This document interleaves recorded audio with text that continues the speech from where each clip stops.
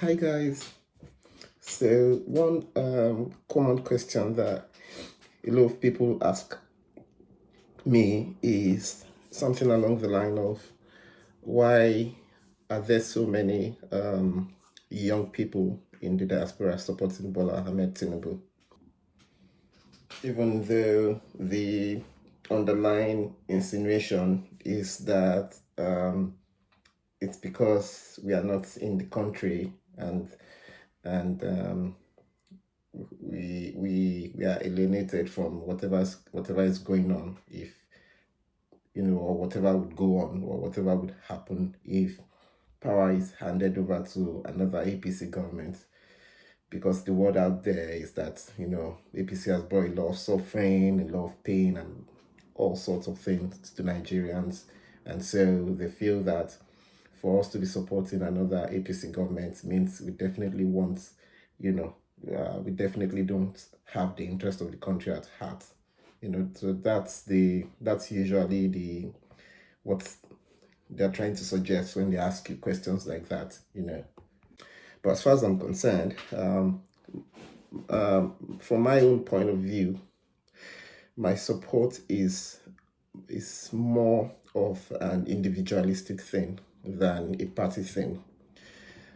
Though, to be honest, I'm a bit sympathetic with the APC party, but as far as supporting Bola Ahmed Tinubu is concerned, for me, it's more about his personality than it is about the party. And when people ask why a lot of Nigerians over here in overseas, why are they supporting Bola Ahmed Tinubu? The thing is, of all the 36 states in Nigeria today, no other state comes close to Lagos in terms of what an ideal society should look like. And I know that Lagos is not exactly there yet, but you would agree with me that at least Lagos is moving towards that direction. At least Lagos has positioned itself to move in that direction, and it's because of the visionary leadership that that they have going on there.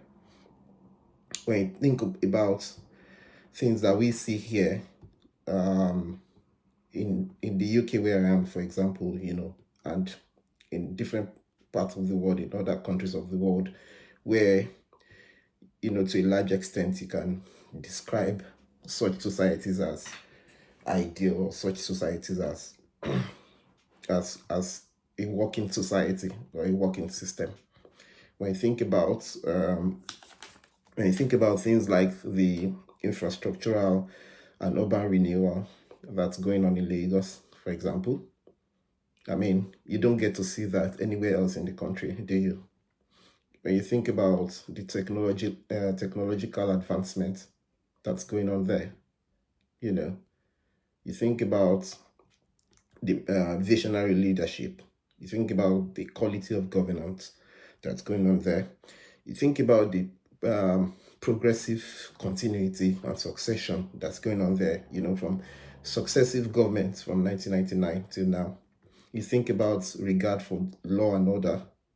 You think about established institutions, established institutions and systems that are put in place to ensure that things are done properly.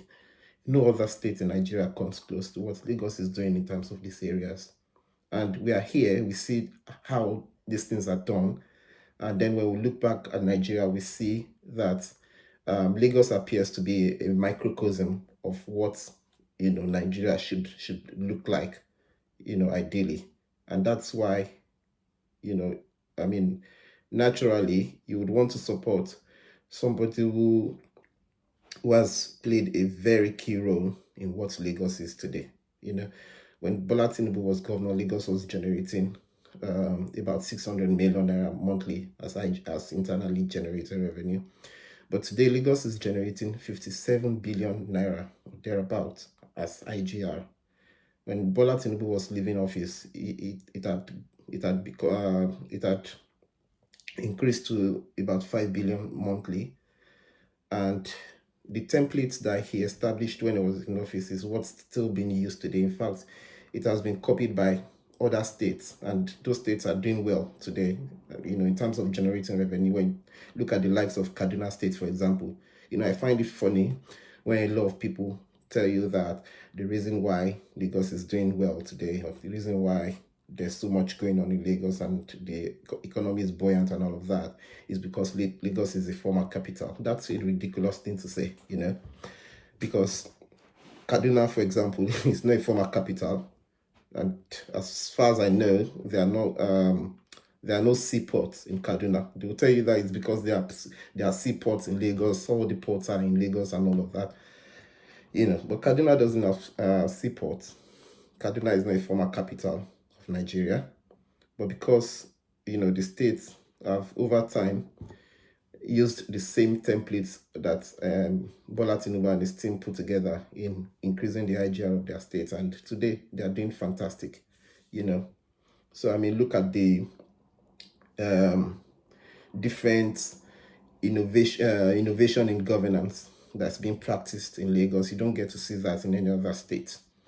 When you look at the infrastructural renewal, like I said earlier, here in the UK and in some other countries, there are metro lines, metro train system, that's working. And if you look at Lagos today, Lagos is already, on that part also, with the blue line and red line rail project.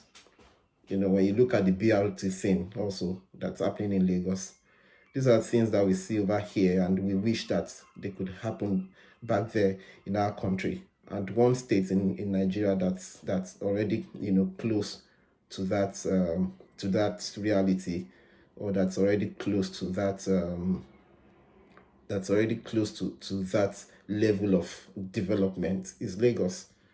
So it's natural for people to gravitate towards the architect of that order of development. When you look at the tax, the credit system, in countries like England, in countries like the United States of America, and of all the three candidates today, Bola Tinubu is the one that has emphasized this thing about making credit available for people. It's one of the solutions he has preferred for curbing corruption. When you make credit available to people, then you reduce the propensity for corruption in society, because people don't have to pay, at a go for whatever it is that they need to buy. If it's a car or something like that, if you have good credit rating, you can get whatever you want, and you're allowed to pay in installment and all of that. So that kind of credit system that works in these countries over here, we want that kind of thing replicated in Nigeria. And Bola Tinubu has promised, he has said it time and time and time again, that if he is elected, that he will make credit available, and we will make sure that the credit system is established as a way to curb corruption. So, and several other things, that we see working over here. Think about power, for example. In countries, in more advanced countries of the world, power is not an issue. Power is not a problem. There's 24/7 power supply. And I remember that when Tinubu was governor, he was the first person to introduce the independent power project to this country, and he even suggested, he got, a team of experts to put together a kind of template, or a kind of design for this to be done. And I understand that he made that proposal to President Obasanjo then, and Obasanjo, discarded it. But it's been done in Lagos today, and that IPP is supplying about 25 megawatts of power, of electricity to the national grid. Tinubu did that, So it's just the natural thing to do, to want to support a man like that you have seen a man whom you have seen provide that visionary leadership, a man whom you have seen, provide practical solutions to some of the major problems that we have as a country today. So there you have your answer. A lot of youths in the diaspora are supporting Tinubu because we see him as that man that can bring Nigeria a bit closer to what an ideal society should look like. And that's based on his track record, that's based on his antecedents, what excuse me, what he has done in the past. And we know for certain that he'll be able to, replicate that on the national scale. And that's why we are supporting him. So yeah, thank you very much. Nigerians, as you head to the polls on Saturday, make sure that you vote for Bola Tinubu. He has demonstrated capacity. He has demonstrated character. He has demonstrated competence. He has demonstrated that he has the vision. He has the foresight to get things done. So make sure that you vote for him. Thank you. Cheers. Bye now.